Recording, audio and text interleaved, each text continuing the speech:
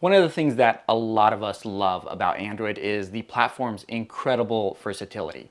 While the mobile operating system was originally intended simply to power smartphones, it really didn't take long until we started seeing other devices being powered by the platform as well.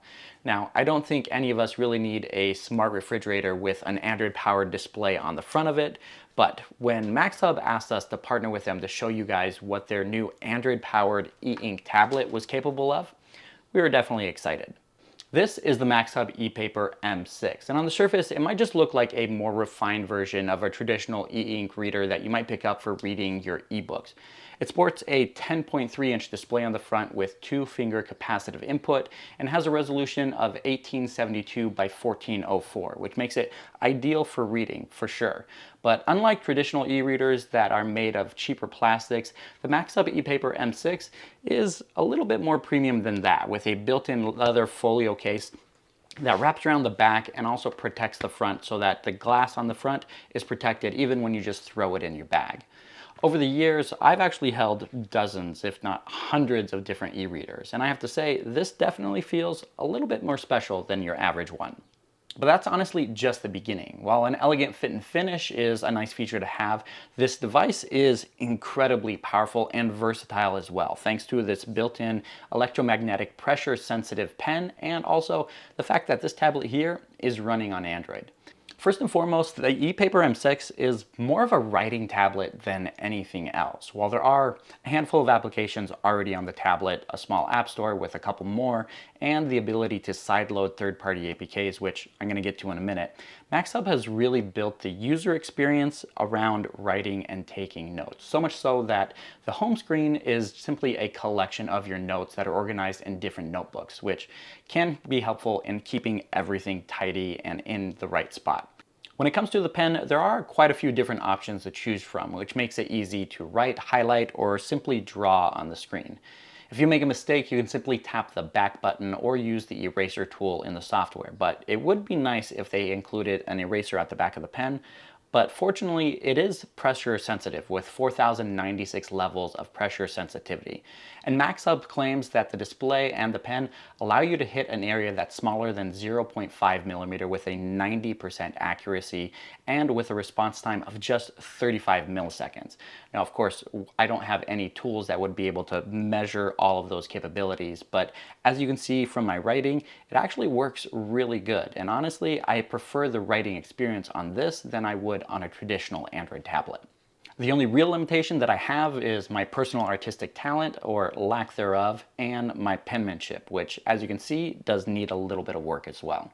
When jotting down notes on the screen, you can start with a blank canvas, but there's also options for different page templates as well, for to-do lists, a calendar view, weekly planner, different grid options, or just basic lines. And then there's also the option to capture audio recordings with those notes, which can come in quite handy if you're taking notes at a meeting. The recordings also allow you to flag timestamps as you go along, just so that you know when certain notes were taken as you're listening back to the audio later on. Of course, all of the notes that you take on this device are also synced with your Maxhub account online, or it can be easily shared via email to yourself or cowork as well. And then the Notes app also has optical character recognition, which allows you to transcribe the notes that you've captured by hand into text so that they can be easily shared. But it also enables one of my favorite features, which is universal text search. Just type in what you're looking for, a word or two, and it'll actually show you all the instances of what you've written by hand and pull those up in all of your notes. The only limitation here is the legibility of your handwriting, and as you can see, I need to do a little bit better with that. The pen and the writing capabilities that you get with this tablet are also helpful for editing documents, while track changes in programs like Microsoft Word or Google Docs is really good to have. Sometimes it's just a lot more satisfying being able to cross things out, highlight, or simply take notes in the margins of a document. And of course, these features are also helpful with document approval and even contract signing. But since at its core the M6 is honestly just an Android tablet, you also get features like dual mode screencasting since it supports Mirrorcast as well, which is great if you need to share your notes that are on your screen with everybody else in the office. You also have a full Chrome browser, which means you can surf the web to your heart's content. Just make sure that you change the screen refresh rate to high so that you can see what's actually happening on the screen when you're scrolling. One thing that I do need to point out is that, like all other ePaper displays, the refresh rate on this is a lot slower than what you would typically get on a smartphone or a tablet. Switching over to the highest refresh rate is technically good enough to watch a video on YouTube at 10 to 15 frames per second, but doing so will lower the resolution of the display and also increase ghosting as well. Now, as I mentioned before, besides being able to download additional applications with the built-in App Store on this device, you also have the ability to sideload applications as well. So far, I've been able to get Evernote and the Kindle app up and running. I did try to get the Google Play Store installed so that I get Gmail as well, but I couldn't get the Google Play services to run without crashing.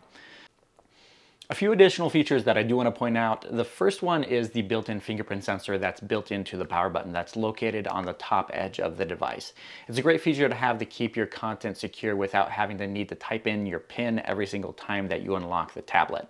The tablet also has stereo speakers for listening back to those audio notes that you recorded, or if you're listening to audio from a video. The only thing that I did find missing, which was a little bit odd, is the lack of a backlight behind the display, which does make it a little bit tough to read the display in low light situations if there's no light at all. Overall, I'm pretty impressed with the Maxhub ePaper M6. It's definitely not your average Android tablet, far from it, but it's a lot more than your average e-reader, which makes this a great device for anybody who loves taking notes on pen and paper but wants a digital copy of those as well. For more details about the tablet, make sure you check out the link in the video description below. And if you do have any questions for me, feel free to drop them in the comments and I'll answer them as best as I can. Thank you guys so much for watching, and I'll catch you in the next one.